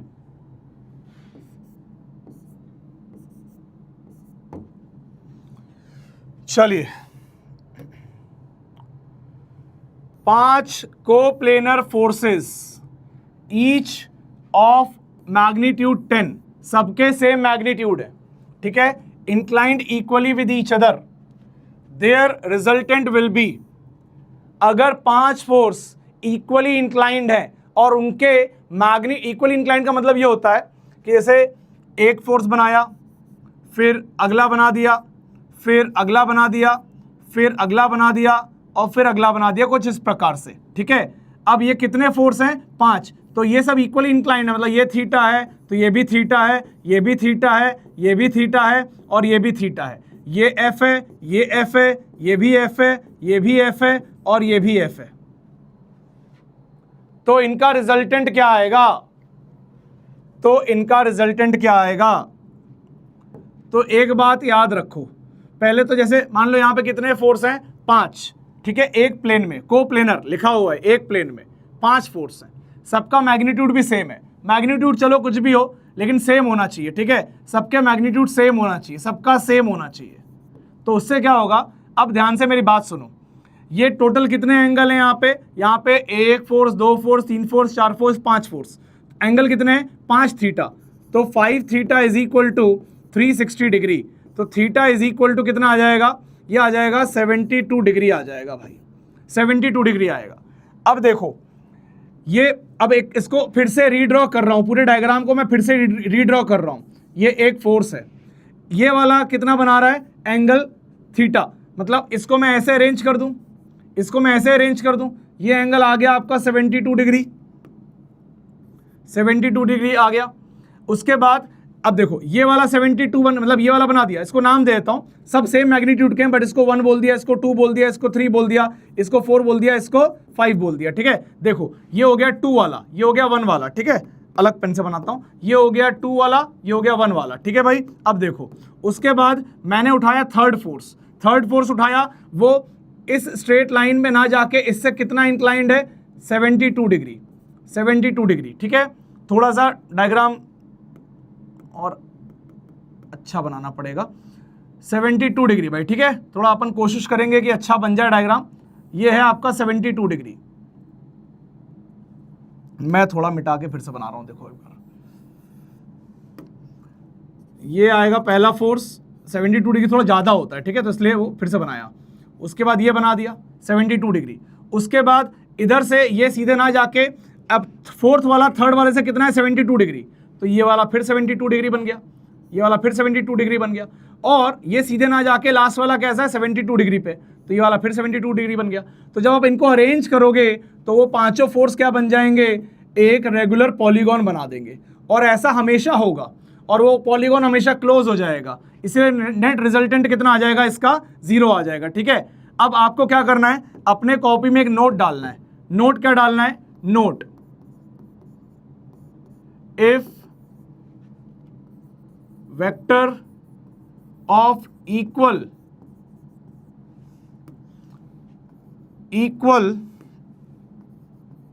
मैग्नीट्यूड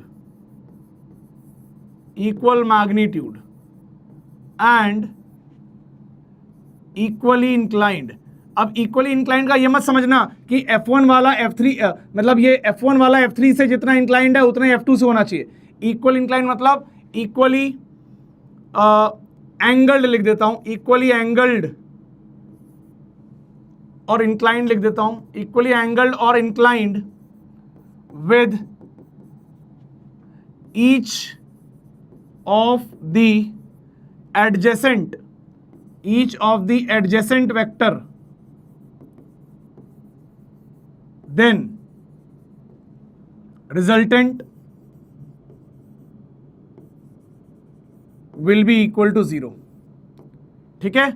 और इस वाले नोट के नीचे एक डायग्राम ऐसे बना लेना, एक डायग्राम ऐसे बना लेना जैसे मैंने यहां बनाया हुआ है कि एक F है, फिर इससे दूसरा एंगल थीटे पे F है, फिर तीसरा बना लो थीटे पे F है, मतलब ज़्यादा बना लो, थीटे पे F है, फिर एक और थीटे पे F है, ताकि आपको क्लियर हो जाएगा आपने क्या लिखा है। फिर ये F है, और फिर ये एक थीटे पे F है, और फिर ये एक थीटे पे F है, और ये फिर एक थीटे पे F है, मतलब सब लोग बराबर इंक्लाइंड हैं, ठीक है, और सारे मैग्नीट्यूड भी सेम है, तो रिजल्टेंट हमेशा क्या आएगा, 0 आएगा, ठीक है।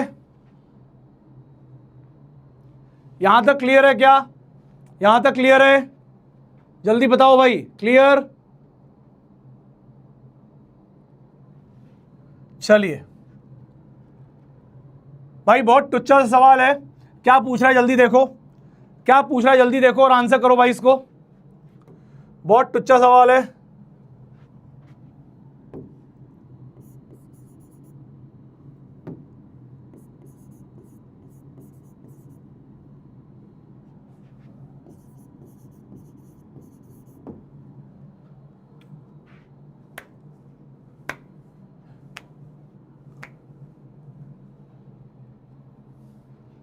क्या आएगा इसका आंसर,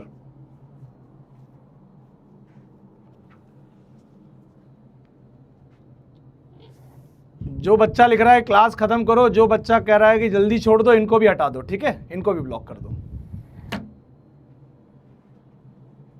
क्या भाई, अब मैं थोड़ा सीरियस होता जा रहा हूं, ठीक है, अब वो सेरेलैक्स खिलाने वाले दिन चले गए, ठीक है, अब तुमको बढ़िया आइटम खिलाया जाएगा।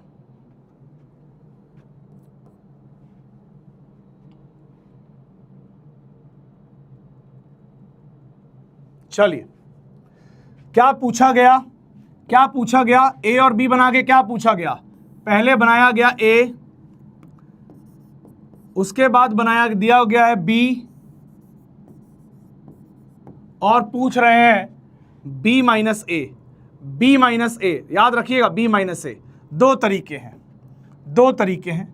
क्या तरीका है, जैसे कि मान लीजिए बी माइनस ए लिखा है, यानी कि हमारा जो फाइनल होगा वो क्या होना चाहिए, बी होना चाहिए, तो डायरेक्शन क्या आनी चाहिए, डायरेक्शन क्या आनी चाहिए, देखो बी माइनस ए की आप ऐसे कर लो कि पहले माइनस ए बना लेते हैं, अगर ए ऐसा है तो माइनस ए कैसा होगा, ये होगा माइनस ए, ठीक है। तो अब मुझे बी और माइनस ए को जोड़ना है, ठीक है, बी और माइनस ए को जोड़ना है, तो आपका ये आएगा डायरेक्शन, ये हो जाएगा आपका बी माइनस ए। क्लियर है, कोई दिक्कत, कोई दिक्कत इसमें। और अगर आपको ऐसे नहीं समझ में आ रहा है तो आप ऐसे समझ लो कि ये आपका B था, ये आपका A था, और हमेशा अगर मैं B माइनस A लिख रहा हूं तो फाइनल कौन सा है? B है, इसलिए वो पहले लिखा हुआ है। तो आपको कहां से कहां जाना है? कल भी सिखाया था माइनस वाले में, A से B की तरफ जाना है, तब वो हो जाएगा B माइनस A। ठीक है, तो आंसर क्या आएगा इसके अंदर? आंसर आएगा none of the above, none of these, D आएगा आंसर, डी आएगा। इसके अंदर कोई भी करेक्ट नहीं है, कोई भी करेक्ट नहीं है भाई। No Bombay, no Bombay, only Delhi, no Bombay.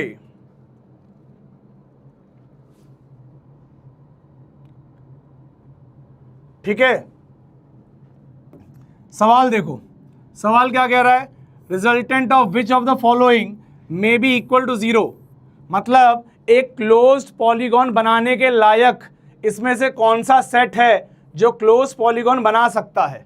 ठीक है, कौन है जो इसमें क्लोज पॉलीगॉन बना सकता है? तो देखते हैं क्या ये क्लोज पॉलीगॉन बना सकता है। तो हमें क्या चेक करना होता है? अगर कभी भी आपको ट्राइंगल बनवाना है, अगर कभी भी आपको ट्राइंगल बनवाना है, let's say A B C side का, तो याद रखो a plus B must be greater than C, a plus C will be greater than b, and a and b plus C must be greater than a। ठीक है ना, किसी भी दो साइड का सम तीसरे से ज्यादा होना चाहिए। इसी तरीके से जब आपको क्वाड्रिलेटरल बनाना होता है, जब आपको क्वाड्रिलेटरल बनाना होता है a b c d, तो कोशिश ही होती है कि किन्हीं भी तीन का सम चौथे से हमेशा ज्यादा होना चाहिए, किसी भी तीन का सम चौथे से ज्यादा होना चाहिए। तो पहले वाले में 10 प्लस 10 30 से कम है, यानी कि पहला वाला क्लोज ट्राइंगल नहीं बना सकता, तो ये रिजेक्ट कर दिया जाएगा। This one is rejected. ठीक है, पहला वाला। दूसरा वाला देखो, अगर मैं देखूं, और इसमें एक तरीका पता क्या करो, सबसे जैसे मान लो यहाँ पे दिख रहा है कि 10 जो है, अब किस सबसे बड़े वाले को पकड़ लो, सबसे बड़े वाले को पकड़ लो 40 को। अगर तीनों मिलके 40 से बड़े हो गए, that means it is possible. अगर तीनों मिलके भी 40 से छोटे हैं तब तो कोई बात ही नहीं है, तब तो फेल हो गया। मतलब यहाँ 10 plus 20 plus 30 60 which is greater then 40। ठीक है, तो ये वैलिड कंडीशन है, ये क्वाड्रिलेटरल बन सकता है, पॉसिबल क्वाड्रिलेटरल। ठीक है, तरीका क्या है? सबसे बड़े वाले को पकड़ लो और बाकियों से चेक कर लो। ठीक है ना, जैसे यहां मैंने 30 को पकड़ लिया, 10 प्लस 10 करके चेक कर लिया। यहां मैंने 40 को पकड़ लिया, 3 को प्लस करके चेक कर लिया। यहां पे देखो, यहां पे 5 10 20, मैं इसको पकड़ लेता हूं और तीनों को ऐड करता हूं, 5 plus 10 15, 15 plus 20 35 which is less than 40, यानी कि यहां पे 40 इज ग्रेटर देन 35, यानी कि तीन साइड का सम चौथे से छोटा है। That means not possible, not possible. ठीक है, तो हमें क्या बोला था? कौन मे भी दे सकता है 0, तो B is the right answer, B is the right answer which is possible quadrilateral,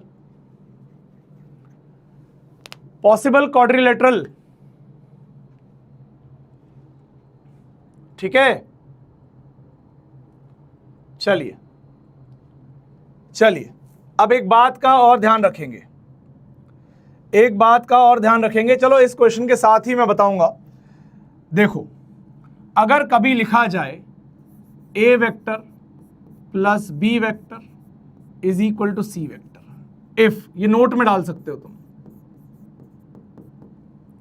if a plus b is equal to c and magnitude of a, या इसको कई बार बुक वाले ऐसे भी लिख देते हैं, a is equal to b is equal to c, यानी कि तीनों का मैग्नीट्यूड बराबर है। तो आपको क्या करना है? अगर ये चीज दी हुई है तो आप ट्राइंगल लॉ से, सबसे पहले ट्राइंगल लॉ से क्या बनाओगे? ये बनाओगे एक वेक्टर a, एक वेक्टर b।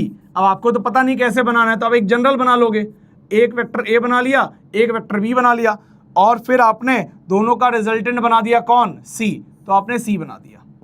ये बनने के बाद आपको रियलाइज होगा कि चलो एक ट्राइंगल तो तैयार हो चुका है, लेकिन इस ट्राइंगल में a, b और c बराबर हैं, यानी कि इस ट्राइंगल की तीनों साइड्स क्या हैं? बराबर हैं। तो आपको अपने ट्राइंगल को मॉडिफाई करना पड़ेगा, अपने ट्राइंगल को मॉडिफाई करना पड़ेगा। और कैसे बनाना पड़ेगा, उसको थोड़ा और खूबसूरती से ऐसे बनाना पड़ेगा ताकि क्या आ जाए, वो आ जाए एक इक्विलेटरल ट्राइंगल आ जाए। क्या आ जाए, वो एक इक्विलेटरल ट्राइंगल आ जाए कुछ इस प्रकार से। क्या बात समझ में आ रही है? क्या आपको बात समझ में आ रही है? Is it clear what I am saying? मैं क्या कह रहा हूं, क्या ये आपको क्लियर है? ठीक है, तो आपको इसको रीड्रॉ करना पड़ेगा और आपको ये मिलेगा फिगर। ठीक है, और जब ऐसा होता है, व्हेनेवर दिस हैपेंस, आपको क्या ध्यान रखना है कि अब एंगल इनके बीच के आपको ऑलरेडी पता चल जाएंगे, 60 60 60। तो अगर मैं सवाल में पूछ लूं what is angle between A and b, तो what is angle between A and b? जल्दी बताओ, angle between A and b कितना है? Tell me quickly, what is the angle between A and b? What is the angle between A and B?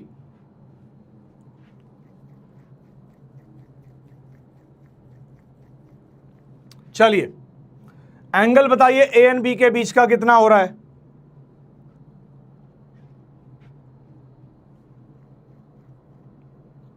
No no no, वो सारे बच्चे ध्यान नहीं दे रहे हैं जो आंसर कह रहे हैं 60 डिग्री। आंसर होगा एक्चुअली में 120 डिग्री। ठीक है, 120 डिग्री आंसर होगा, 120 डिग्री। अगर एक वेक्टर ये है ए, एक वेक्टर ये है बी, और ये एंगल आपको दिया हुआ है 60, तो angle between the vector will not be 60 degree, क्योंकि आपको तरीका बताया था कि टेल ऑन टेल रख के चेक करना पड़ेगा। ए को आगे खिसकाओगे तो ये वाला एंगल आपका एंगल बिटवीन द वेक्टर होगा, that is 120 degree, that is 120 degree.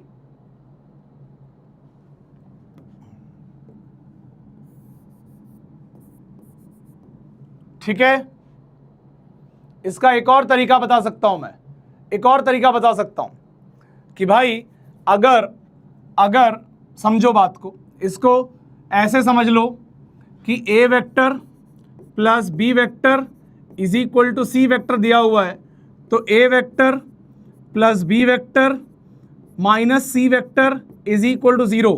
यानी कि आप एक क्लोज ट्राइंगल बनाओ, ए वेक्टर बी वेक्टर और ये वाला हो जाएगा माइनस सी वेक्टर। क्यों? क्योंकि सी तो इस तरफ था, तो माइनस सी ऐसा बनेगा। और मजे की बात क्या है, तीनों के मैग्नीट्यूड भी इक्वल है। ए वेक्टर का magnitude is equal to b vector का magnitude is equal to minus c vector का मैग्नीट्यूड, क्योंकि सी और माइनस सी का मैग्नीट्यूड सेम ही होता है। यानी कि this equal to this equal to this, यानी कि ये तीन वेक्टर मिलके नेट रिजल्टेंट क्या दे रहे हैं? 0 दे रहे हैं। यानी कि अगर हम इन तीन वेक्टर को रीड्रॉ कर लें, है ना, तो इनके बीच में सेम एंगल बनना चाहिए। थोड़ी देर पहले यही सिखाया था मैंने।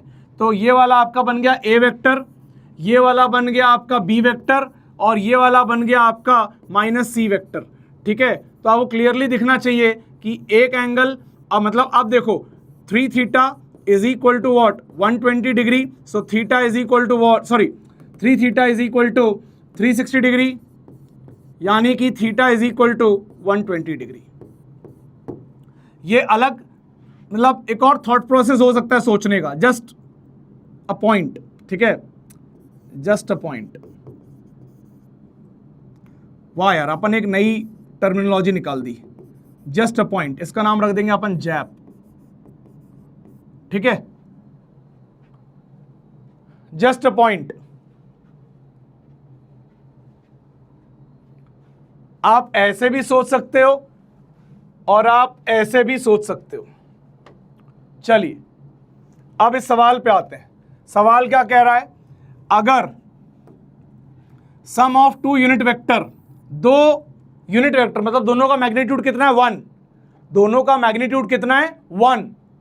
ठीक है, और is again a unit vector, मतलब 2 का सम जो आ रहा है वो भी यूनिट वेक्टर है, मतलब तीनों साइड क्या हो गए? बराबर।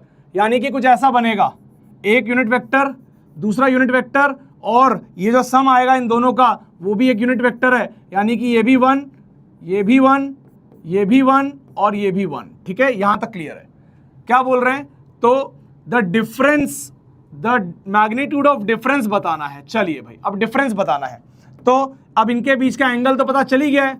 इनके बीच का एंगल कितना था भाई, जिनको आप जोड़ रहे थे 120 डिग्री। तो डिफरेंस क्या होता है, डिफरेंस क्या होता है, तो लेट्स से यूनिट वेक्टर था ए कैप, दूसरा था बी कैप, ठीक है। तो दोनों का डिफरेंस का मैग्नीट्यूड बताना है, तो under root of A cap का मैग्नीट्यूड 1 का स्क्वायर प्लस बी कैप का मैग्नीट्यूड 1 का स्क्वायर प्लस 2। अब डिफरेंस निकालना है, डिफरेंस तो यहां आ जाएगा -2 × 1 cos of angle between them.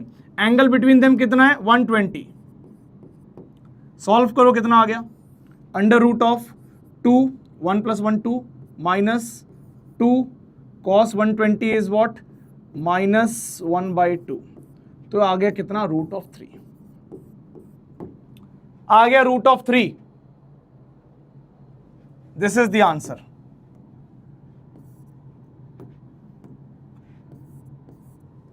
Sir ऐसा क्यों हुआ कि जोड़ने पे 1 आ रहा था और घटाने पे √3 आ गया?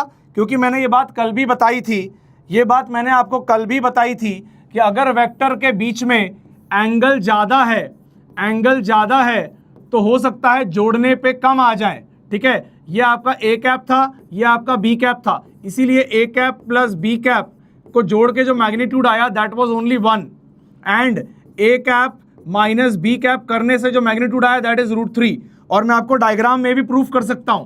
अगर ऐसा डायग्राम था तो पैरेललोग्राम ऐसा बनेगा कुछ, और आप देखो पैरेललोग्राम बनाने के बाद ये वाली चीज रिप्रेजेंट करेगी, ये वाली चीज रिप्रेजेंट करेगी ए कैप प्लस बी कैप को, और आपका ए कैप माइनस बी कैप, ए कैप माइनस बी कैप ये रिप्रेजेंट करेगा, ठीक है। तो आपको क्लियरली लेंथ में दिख रहा होगा कि ये a cap minus B cap is more lengthier than a cap plus B cap. Clear है? चलिए, ये क्वेश्चन देखिए, ये क्वेश्चन देखिए, मैं आपके लिए ये हेक्सागन बना देता हूं और इसका आंसर मेरे को एकदम तुरंत झटके में चाहिए। 1 2 3 4 5 6 सेम प्रॉब्लम कल कराई थी। यह है ए, यह है बी, यह है सी, यह है डी, यह है ई और यह है एफ, ठीक है। और ओ, अच्छा यार इसके अंदर ओ नहीं दिया क्या, लिखा हुआ, ओ इज अ सेंटर, लिखा हुआ है भाई, ऐसी बात नहीं है, ओ इज अ सेंटर। चलो जल्दी सॉल्व करो भाई, इसको जल्दी सॉल्व करो, solve this ASAP, solve this ASAP। तो वही करना है, AB plus AC plus AD plus AE plus AF। ऐसा ही सवाल कल मेंस वाला कराया था। तो इसको क्या लिख सकते हैं, हम लिख सकते हैं, देखो ध्यान से, हम क्या लिख सकते हैं, हम AB को तो लिख सकते हैं AO प्लस OB, हम AC को लिख सकते हैं, हम AC को लिख सकते हैं AO प्लस OC, हम AD को लिख सकते हैं ट्वाइस ऑफ AO, हम AE को लिख सकते हैं, AE को लिख सकते हैं AO plus OE, AO plus OE, हम AF को लिख सकते हैं AO प्लस OF,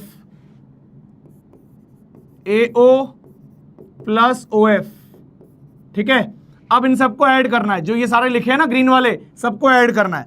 बट मजे की बात क्या है, OB के अपोजिट में है OE, तो OB से कटेगा OE, OC के अपोजिट में है OF, OC से कटेगा OF।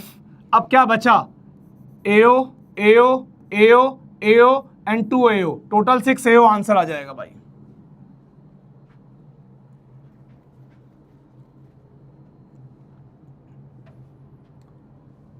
ये एक पॉइंट था जो कल कई बच्चों को समझ नहीं आया था। अभी कितना टाइम हो रहा है, टाइम है ना अपने पास अभी, चलो ठीक है, कोशिश करते हैं खत्म हो जाएगा। ये वाला पॉइंट कल कई बच्चों को समझ नहीं आया, उन्होंने मुझे बाद में भी पूछा, ठीक है। डायग्राम थोड़ा हल्का बना हुआ है, मैं इसको रीड्रॉ कर दे रहा हूं। मान लेते हैं ये वेक्टर जो दिया हुआ है और ये वेक्टर जो दिया हुआ है, आपको पूरी फील दिला रहा हूं, थोड़ा सा वेट करो बस, पूरी फील आएगी अभी। हटाओ यार, फिर से बना लेते हैं यार, क्या मतलब। ये दो वेक्टर हैं, ये है ए वेक्टर, ये है बी वेक्टर, और पैरेललोग्राम लॉ भी बना के दिखा दिया मैंने आपको ताकि आपको कंफ्यूजन ना हो। और यहां बीच में बना हुआ है रिजल्टेंट वेक्टर।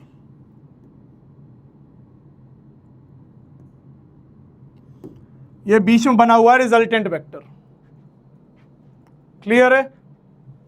अब अगर मैं बोल रहा हूं ये वाला एंगल अल्फा है, ये वाला एंगल बीटा है, ठीक है, तो कल मैंने एक बात बोली थी कि भाई, अब इसमें कई बच्चों ने कोई डाउट भी पूछे, मुझे समझ में आ रहा है कि वो डाउट जेन्युइन है, तो मैं आंसर कर रहा हूं उनको। देखो यहां पे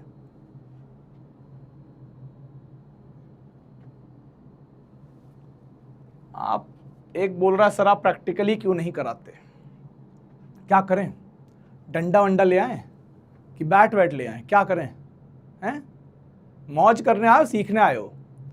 ध्यान, फिर वही बात, तुमको जादूगरी देखनी है, यहाँ हम फिजिक्स पढ़ा रहे हैं, तुम बैठे हो अरे वाह मजा आ गया मजा आ गया मजा आ गया, ये करने बैठे हो। क्या चाह रहे हो भाई? सब्जेक्ट है, आज तो हम बल्ला ला देंगे या आज तो हम डंडा ला देंगे, क्या हो जाएगा उससे? प्रैक्टिकली कैसे कराएंगे बताओ? आज हमने डंडा ला दिया और उस डंडे से मान लो हमने कुछ तुम्हें दिखा भी दिया, तो क्या हम तुम्हें पूरी फिजिक्स उस डंडे पे नचाते रहेंगे क्या? हैं भाई?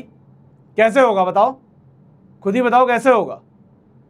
ये सब भाई हमसे कर्तव्य की उम्मीद मत करो, कर्तव्य नहीं करते हैं, कांड करते हैं सीधे।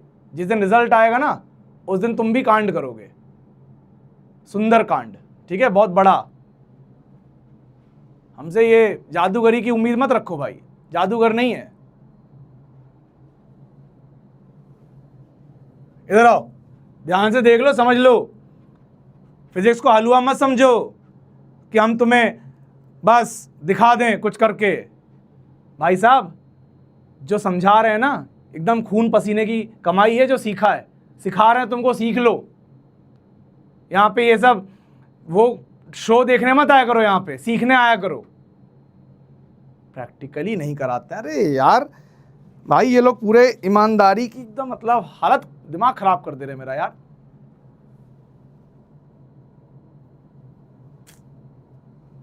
दिल तोड़ देते हो भाई तुम लोग। डरा रहे हो, क्या डरा रहे हो भाई? फिजिक्स को हलवा समझा क्या तुमने? हैं, मतलब फिजिक्स को तुमने ऐसे समझा हुआ है भाई? अभी हम एक एक करके कॉन्सेप्ट के मोती तुम्हारे दिमाग में पिरो रहे हैं, लेकिन तुम्हें देखना ये देखो रोटेशन हो रहा है, ये देखना तुमको। अरे देख लो, फिर देख लो सवाल करेगा कौन?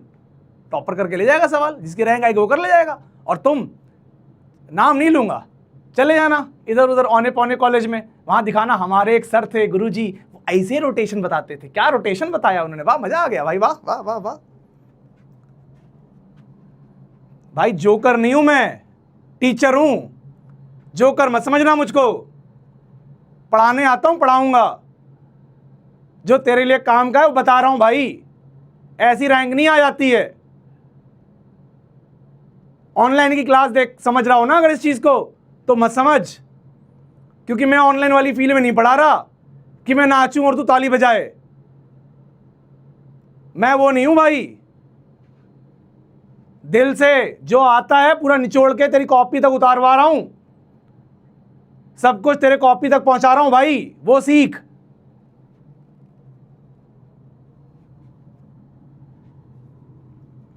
चलो ये देखो भाई, एक वेक्टर है ए, एक वेक्टर है बी। मैंने कल एक बात बोली, मैंने ये बोला कि भाई ये वेक्टर, ये वाला जो वेक्टर है ना भाई, ये वेक्टर और ये वेक्टर, ये दोनों जुड़ के ये बनाएंगे, ठीक है, बनाएंगे सर, कोई बात नहीं, बनाएंगे। तो हम क्या करें, हम ये सोच लें कि अगर ये दोनों मिलके ऐसा बना रहे हैं तो एक लाइन सोचो, एक लाइन इमेजिन करो, दिस लाइन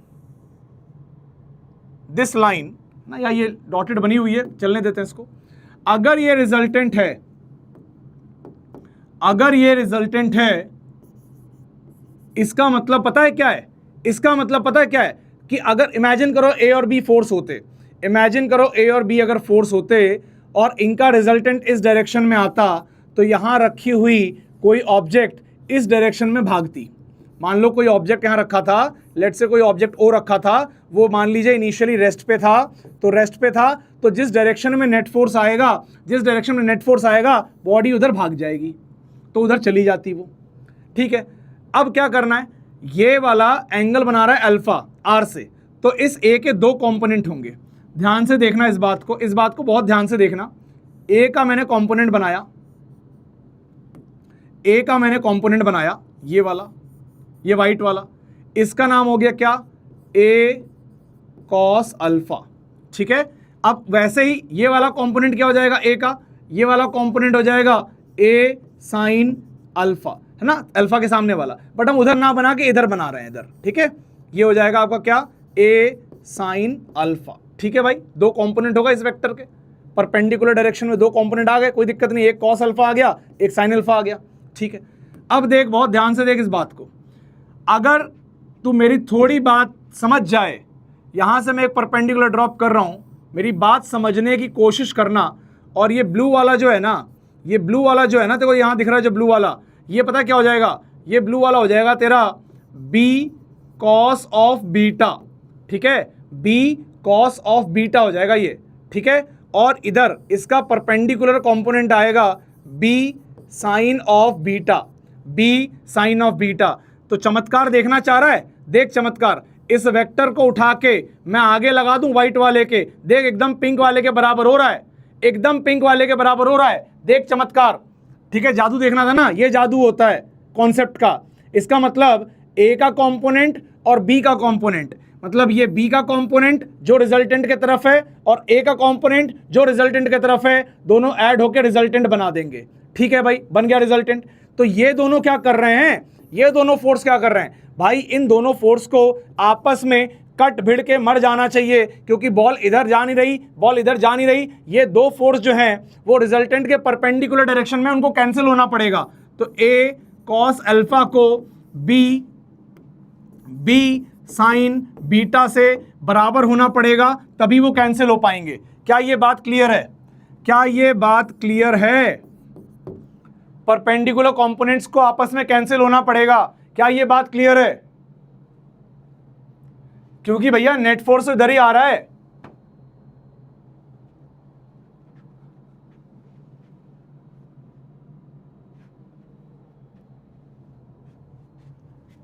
एक कह रहा है इतना मैसी, रुक तेरे को रोनाल्डो बनाता हूं बेटा, अभी रुक।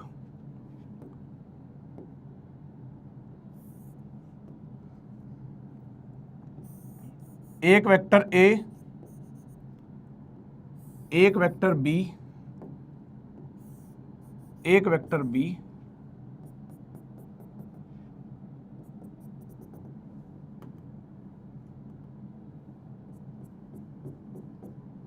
ठीक है, और ये रहा रिजल्टेंट, ये रहा रिजल्टेंट। ठीक है, इधर से परपेंडिकुलर डालेगा, ये वाला आएगा, ये एंगल बीटा है, तो ये आ जाएगा बी कॉस बीटा। ठीक है, येलो वाले से परपेंडिकुलर डालेगा, तो ये वाला वेक्टर आएगा ए, ये एंगल अल्फा है, तो ये आ जाएगा ए कॉस अल्फा। ठीक है, और ये रही परपेंडिकुलर वाली डायरेक्शन, तो इधर इसका कंपोनेंट क्या आएगा, ए साइन अल्फा, और इधर इसका कंपोनेंट क्या आएगा, B sine alpha, beta, sorry, B sine beta. तो अगर रिजल्टेंट यहां इस डायरेक्शन में है, if this is the resultant, मतलब नेट फोर्स इधर जाना चाहिए, तो रिजल्टेंट के परपेंडिकुलर कोई बचना नहीं चाहिए, तो ये दोनों आपस में कैंसिल होने चाहिए, यानी कि a sine alpha is equal to b sine beta, and resultant का जो मैग्नीट्यूड होगा ना मेरी जान, that will be a cos alpha plus B cos beta. ये भी याद रख, ये दोनों बातें याद रख, ये दोनों बातें याद रख भाई।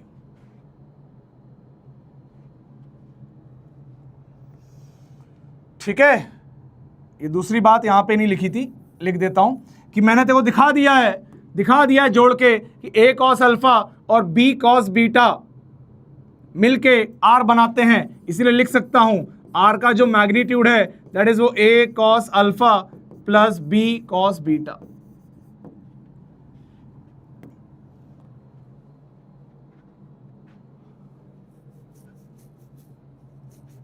क्लियर है? चलिए,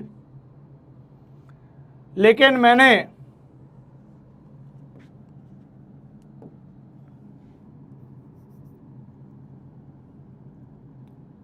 क्या बोलूं, मैं आपको क्या बोलूं, तुम लोग इतना मूड खराब करते हो ना। ये जो मैंने अभी कहानी यहां पिरोई थी, जो मैंने कहानी यहां बनाई थी अभी, ये जो मैंने अभी कहानी बनाई थी है ना, ये a वेक्टर था और ये जो b वेक्टर था है ना, ये b वेक्टर था। और अभी तुम लोग को अभी रियलाइज होगा धीरे धीरे कि तुम लोग क्या कर रहे हो। ये और देखो, अभी जो मैंने पूरी कहानी पिरोई थी यहाँ पे, वो कुछ इस प्रकार से थी। ये रिजल्टेंट था, ठीक है, ये रिजल्टेंट था और इसके परपेंडिकुलर डायरेक्शन में एक लाइन थी यहाँ पे, इसके परपेंडिकुलर डायरेक्शन में एक लाइन थी। ठीक है, ये है a वेक्टर आपका, ये है आपका लेट से b वेक्टर और ये आपका है resultant vector, let's call it as r। ठीक है भाई, ये आपको एंगल दे रखा था अल्फा, ये आपको एंगल दे रखा था भाई बीटा। ठीक है, और ये लाइन आपकी परपेंडिकुलर थी। ठीक है, ये लाइन आपकी परपेंडिकुलर थी, ये लाइन आपकी परपेंडिकुलर थी। अब भाई जो मैं बताने वाला था, जो एक बहुत बहुत बहुत इंपॉर्टेंट बात थी और जो मेजॉरिटी ऑफ लोगों को गलत पता होती है, मिसकॉन्सेप्शन होता है, वो मैं सोच रहा हूं ना ही बताऊं। ये मिसकॉन्सेप्शन जो होता है ये मैं ना ही बताऊं, क्योंकि तुम लोग समझने के लायक ही नहीं लग रहे मुझे। तुम्हें जब इतनी सी छोटी छोटी बातें ही समझ नहीं आ रही तो मिसकंसेप्शन तुम्हारा तो मैं क्या दूर करूंगा। अभी मैं कुछ बता दूंगा तो तुम लोग के ऊपर से निकल जाएगा। इतना प्यारा मिसकंसेप्शन होता है इसके अंदर, अच्छे अच्छे लोग गलत कर देते हैं। तुम जाके अपने स्कूल में किसी से भी पूछ लेना, वो गलत ही बताएगा तुमको।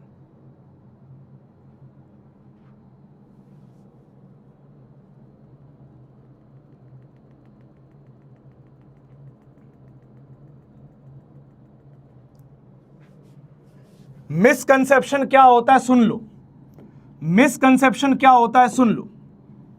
कल मुझे एक बच्चे ने एक क्वेश्चन पूछा, उसने बोला, बहुत ध्यान से सुनना, उसने बोला गुरुजी, उसके लिए मैं एक नया पेज लेता हूं ताकि फाइनली मैं आके यहां पे आपका कंसेप्शन क्लियर बनाऊंगा। अभी मिसकंसेप्शन देखो, बच्चा क्या करता है, बच्चा ये सोचता है सर ए और ये बी, गुरुजी ये ऐड होके बन गए क्या आर।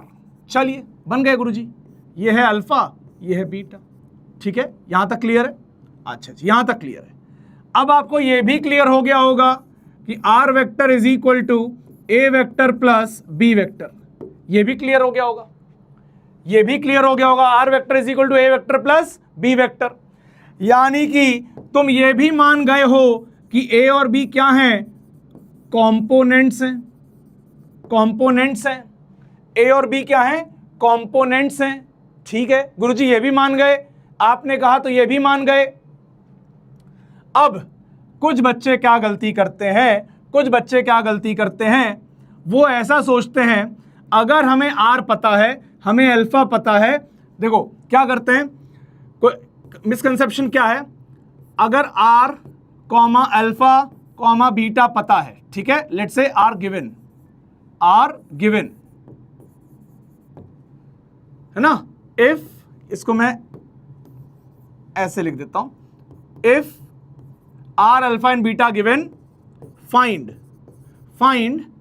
ए वेक्टर का मैग्नीट्यूड। ठीक है, दूसरा फाइंड बी वेक्टर का मैग्नीट्यूड, ये है सवाल। ठीक है, अब क्या करते हैं, कुछ बच्चे बहुत कलाकार होते हैं, वो क्या होता है, या कुछ बच्चे क्या, कई लोगों को ये कॉमन डाउट होता है, वो क्या करते हैं, हाँ गुरुजी आपने बताया था आर के ए और बी कंपोनेंट हैं, और आपने तो ये भी बताया था कि अगर एंगल दिया हो तो कंपोनेंट निकाला जा सकता है। कैसे निकाला जा सकता है, हम लिख देंगे सीधे, ए का मैग्नीट्यूड हो गया आर कॉस अल्फा, और बी का मैग्नीट्यूड हो गया आर बी के साथ कितना बना रहा है, बीटा, तो आर का कंपोनेंट बी पे निकाल लेंगे, वो हो जाएगा आर कॉस बीटा। और सर ये आ गया आंसर।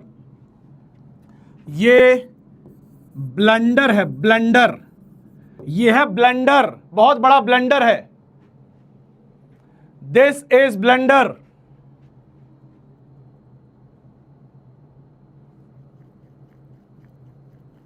ठीक है, दिस इज ब्लंडर भाई, ये सबसे बड़ा ब्लंडर है।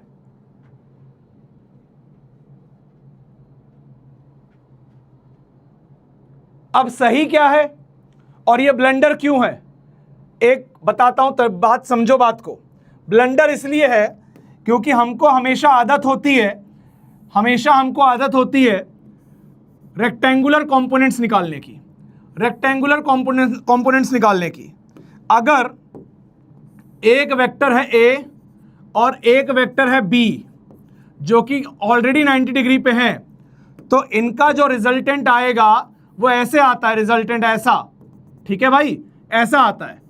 और हम अगर इसको यहां पे अल्फा बोल दें, इसको यहां बीटा बोल दें, तो एक्चुअली ए का जो मैग्नीट्यूड होगा वो आर कॉस अल्फा ही होगा, और बी का जो मैग्नीट्यूड होगा वो आर कॉस बीटा ही होगा। ये दोनों सही हैं, ठीक है, ये दोनों सही हैं। यहां क्यों सही हो गए, क्योंकि बेटा मैंने आपको जब भी सिखाया, मैंने आपको रेक्टेंगुलर कंपोनेंट निकालना सिखाया, मैंने जब भी सिखाया रेक्टेंगुलर कंपोनेंट निकालना सिखाया, जो कि मेजॉरिटी लोगों को यही वाला कंपोनेंट निकालना आता है। जो मैंने अभी सवाल लिया है, मैं आपको एक लेवल एक्स्ट्रा सिखाने जा रहा हूं कि जब दो वेक्टर किसी एंगल पे होते हैं, 90 पे नहीं, किसी एंगल पे होते हैं, तो और वो एक रिजल्टेंट बनाते हैं, तो उस रिजल्टेंट का डायरेक्टली ऐसे कंपोनेंट नहीं लिया जाता। ये तरीका गलत है, दिस इज ब्लंडर। जब दो वेक्टर के बीच में एंगल 90 होता है, तब आप ये आर का कंपोनेंट ले सकते हो। ऐसा क्यों गुरुजी? बेटा देख, कंपोनेंट लेने का मतलब क्या था, परपेंडिकुलर ड्रॉप करना। तो जब मैंने यहां से परपेंडिकुलर ड्रॉप किया ना बेटा, तो वो पूरा ए के बराबर आ रहा था। जब मैंने यहां से परपेंडिकुलर ड्रॉप किया ना बेटा, तो वो पूरा बी के बराबर आ रहा था बेटा। इसीलिए ये वाला लिखना करेक्ट है, इसीलिए ये करना करेक्ट है। लेकिन मेरी जान, यहां पे वो करना गलत है। क्यों गलत है गुरुजी? देख बेटा, फील ले इस बात की पूरी फील लेना मेरी जान, जरा से भी फील मत छोड़ना, और बात को समझना जो मैं कहना चाह रहा हूं। अगर तू यहां से आर से परपेंडिकुलर गिराएगा, तो देख यहां गिरेगा, ऐसे गिरेगा परपेंडिकुलर, इस लाइन पे गिरेगा परपेंडिकुलर। ठीक है, जब तू आर से परपेंडिकुलर गिराएगा अलोंग द बी, तो वो यहां कहीं गिरेगा जाके ऐसे। तो तू खुद ही बता, ये होना चाहिए क्या तेरा, ये होना चाहिए तेरा आर कॉस बीटा, ये होना चाहिए तेरा आर कॉस बीटा। बट तेरा जो ये बी का कंपोनेंट है या बी वेक्टर जो है, वो तो खाली इतना बड़ा है। अब तू खुद सोच के बता, क्या बी आर कॉस बीटा के बराबर होगा क्या बी आर कॉस बीटा के बराबर होगा क्या? खुद सोच के बता, क्या बी आर कॉस बीटा के बराबर होगा क्या? दूसरी तरफ देख, यहां से तू परपेंडिकुलर गिराएगा तो वो यहां पहुंचेगा। तो मैं कह रहा हूं तुझे ये पूरी line will be equal to are cos alpha. लेकिन मेरा ए तो सिर्फ यहीं तक है ना, ए तो सिर्फ यहीं तक है, तो how can A will become R cos alpha? Clear है क्या?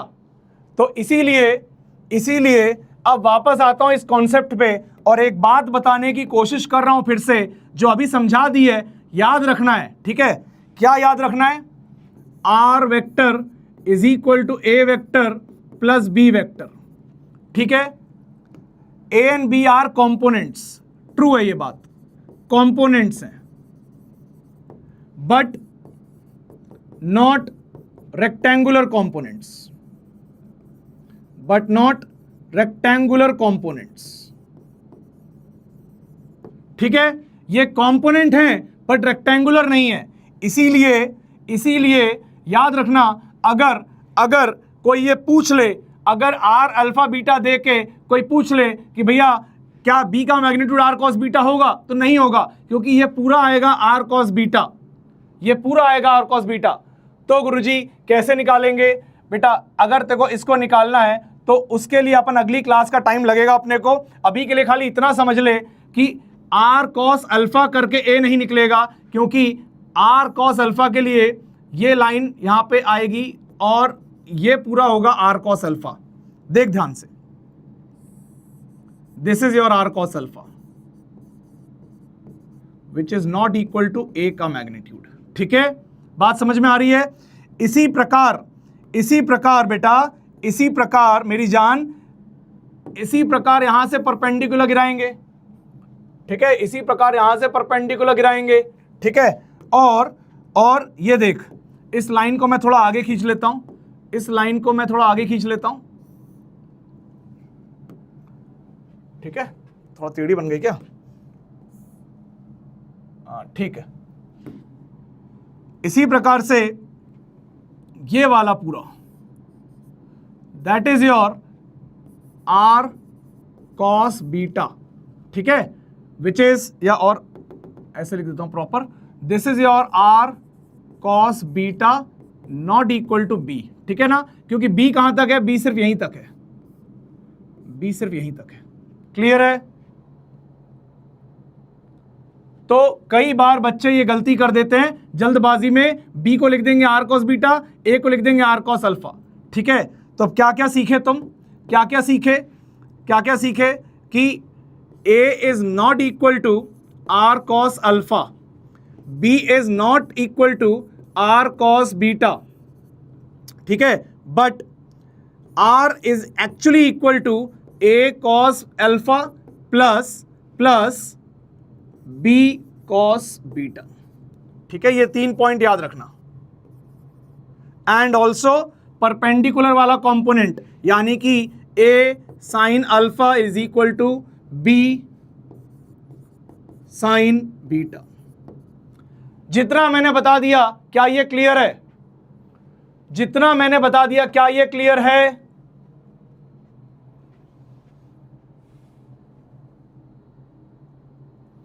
इसका मतलब हर बार कंपोनेंट लेने का तरीका R cos alpha R cos beta करना नहीं है। अगर आप कभी भी आर कॉस अल्फा करके कंपोनेंट निकाल रहे हो तो वो रेक्टेंगुलर कंपोनेंट आएगा, this will be a part of rectangular component, ठीक है?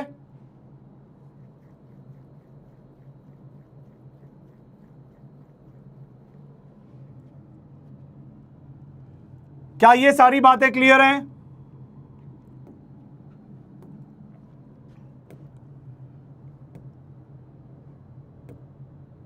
चलिए, अब ये वाला क्वेश्चन मैंने कल क्लास में ऑलरेडी करा दिया था, सेम क्वेश्चन है, ठीक है ना?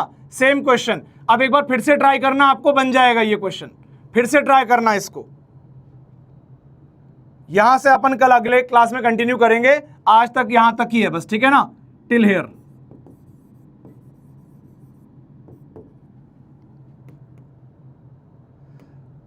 ठीक है, अब लगभग हमारा एडिशन पूरा हो चुका है। आज एक डीपीपी जाएगी, please solve that DPP, please solve that DPP. और इस बार सैटरडे को जो डाउट सेशन होगा, सैटरडे डाउट सेशन जो होगा उसमें बेसिकली मैं मॉड्यूल के डाउट लूंगा। तो जो आप फॉर्म भरेंगे उसमें कोशिश करिए वो वेक्टर के मॉड्यूल के आप डाउट भेजिए, वेक्टर के मॉड्यूल के डाउट भेजिए। और अभी तक मॉड्यूल में कितना सॉल्व करना था हमें? एक्सरसाइज 1 का पार्ट 1 या जो भी कह लो, ए करना है, बी करना है और सी करना है, ठीक है। ये करना था। ये कब डिस्कस होगा? सैटरडे के डाउट क्लास में डिस्कस होगा भाई, ठीक है। और आज की डीपीपी करनी है, आज डीपीपी अपलोड हो जाएगी, नंबर देख लेना 17 होगा शायद। आज डीपीपी करनी है, ठीक है, आज करनी है।